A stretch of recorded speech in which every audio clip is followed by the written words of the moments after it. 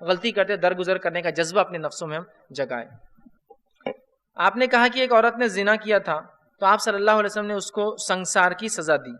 اگر آج کوئی عورت زنا کرے اور سچے دل سے توبہ کرنا چاہے تو اس کی سزا کیا ہوں گی؟ دیکھیے، سب سے پہلی چیز تو یہ کہ زنا کی جو سزا ہے وہ تو تبھی دی جائیں گی جب اسلامی حکومت ہوں گی۔ اب چونکہ اسلامی حکومت نہیں ہے تو وہ سزا کا کفارہ جو ہے، مطلب سزا لے لینا ہے، کفارہ ایک قسم کا گناہ کا، اب وہ سزا کے طور پہ کفارہ تو کنڈیشن وہ تو اب ختم ہوگی۔ اب جو چیز باقی ہے وہ یہ ہے سچی توبہ۔ چونکہ زنا کے بدلے سزا اگر شرعی حکومت ہوتی، وہ جا کر اپنے آپ کو بتاتا، وہ کیس ثابت ہوتا تو دی جاتی، لیکن اب وہ شرط تو ہے ہی نہیں، اس لیے کہ اب یہاں کوئی اسلامی حکومت نہیں۔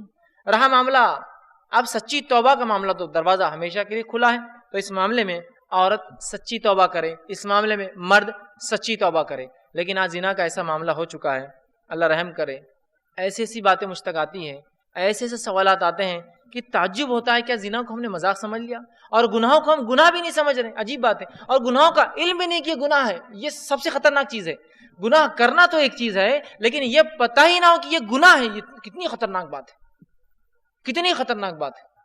ایک صاحب ایک مرتبہ جو سوال کرنے لگے کہ میں نے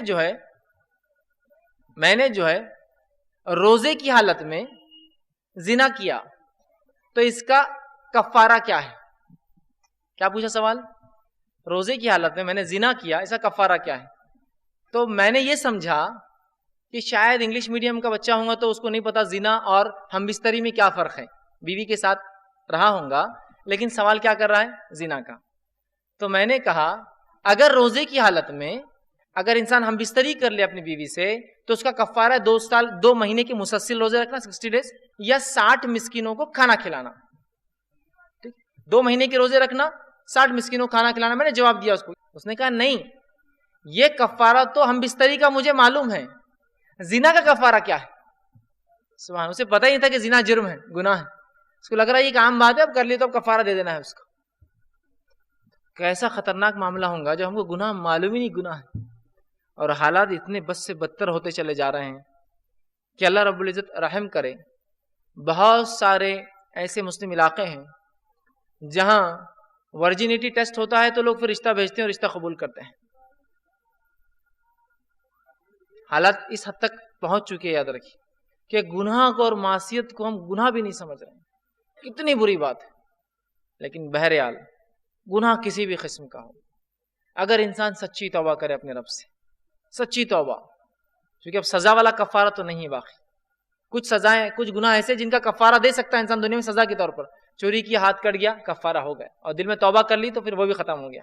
دل میں نادم نہیں ہے تو پھر تو اس کو خطرناک سزا، اس لیے کہ ہاتھ کٹے بعد بھی اس نے جو نادم نہیں ہوا۔ زنا کیا اس عورت نے، سزا کر لے لیا، اب تو وہ نہیں ہے، اب ایک معاملہ ہے وہ ہے توبہ کا، ہے نا۔ تو یہاں تو اور بھی سخت بات ہوئی نا، کوئی توبہ کرنا چاہے بھی تو کفارہ نہیں ہے اس کے لیے، تو یہ گناہ ہونے ہی نہ دے۔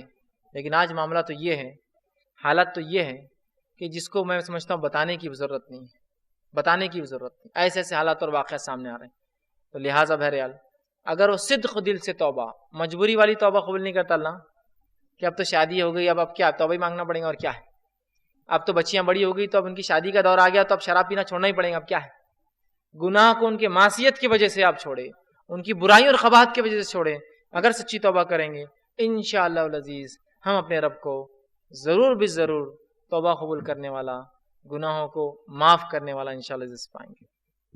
میرا سوال یہ ہے کہ